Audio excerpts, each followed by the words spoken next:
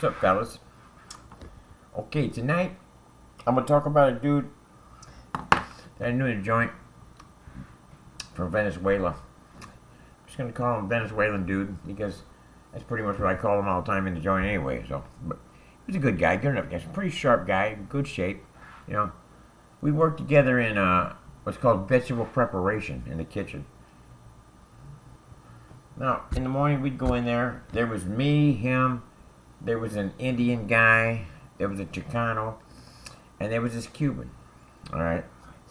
Well, the Cuban, he only came to work on days that he could come up, like hamburger day and hot dog day and stuff. There were stuff he could steal where he, and, you know, because what they did, they locked us in there. Then they gave us the knives to cut up the lettuce and do whatever we had to do, get salad ready and all that kind of stuff. But Venezuelan dude would only come, like I said, when he could come up. Well, we never said nothing because you don't do that. All right. So one morning, we get in there, you know, and Venezuelan dude, he's been in there the longest, right? He tells me, he says, "Hey, preacher, do me a favor." I said, "What's that?" He says, "Go down there and wake that little fucking Cuban up and tell his fucking ass to come to work." I said, "Okay." So I tell the boss, "Let me out." He lets me out, shake me down, because I'll be back out the door, down the hallway to Venezuela, to the little Cuban dude's thing. I go in there and I wake him up and say, "Get your ass to fucking work, dude. Or take your ass to the motherfucking home. That's what you need to do." And, you know, those dudes have absolutely no... Look, the Cubans that came over on the boat in the 80s were either sick or dangerous, all right? This dude was a little bit of both. He was a little dude like me, though, right? A little skinny fuck. I didn't like him anyway. He was rude. No fucking self-respect. No respect for anybody else. Look, if you say something to those guys about anything, you might as well be ready to fucking put some holes in them, because chances are they're going to say something stupid on the side of their neck and they're going to make you. All right? Anyway, the Cuban gets up and he comes to work. All right? So, Venezuelan dude tells him, "Check this out, man. You're going to stop putting your shit off on us, or it's going to be all bad for you." So, he comes out the side of his neck with some old stupid shit, right? So, the Cuban dude just kills him.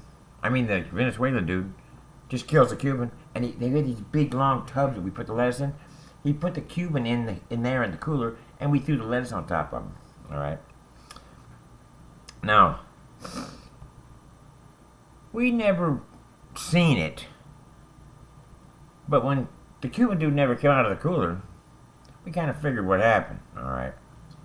So, anyway, now Venezuelan dude's story was kind of unique, all right? He's doing a life sentence, but it started out, he was an international drug smuggler, all right? But his father was the ambassador for the United States in Venezuela, all right? So he had diplomatic immunity. So he'd put his drugs in the diplomatic pouch, bring them over here. They couldn't even open the pouch. He could just bring them right in. He could sell dope. He could have a ton of dope in his car. They couldn't even detain him for questioning. Nothing, you know? Well, what happened is he ended up killing an FBI agent, right? They couldn't do nothing to him. All right? They couldn't even arrest him. He had diplomatic immunity. So this is what they do. There's a guy over here in this country that owes him $500,000. They bust the guy.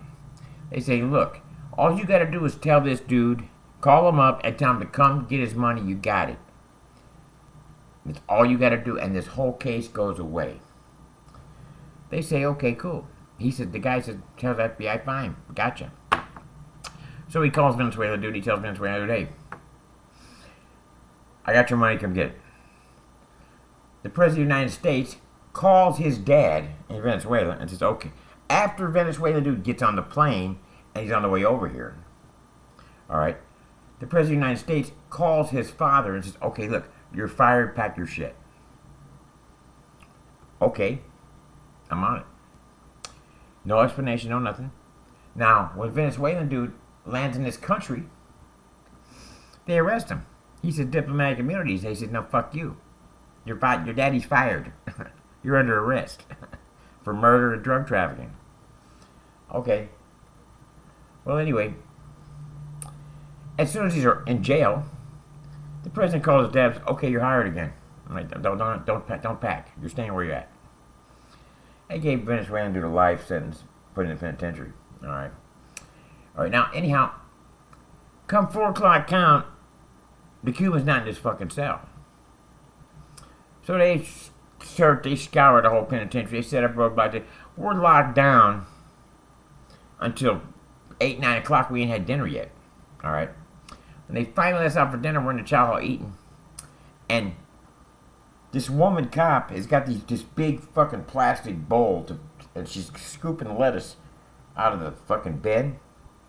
And she bumps into the Cuban dude. And she lets out a scream like you wouldn't believe, right? And this other cop goes, hey, we found that Cuban.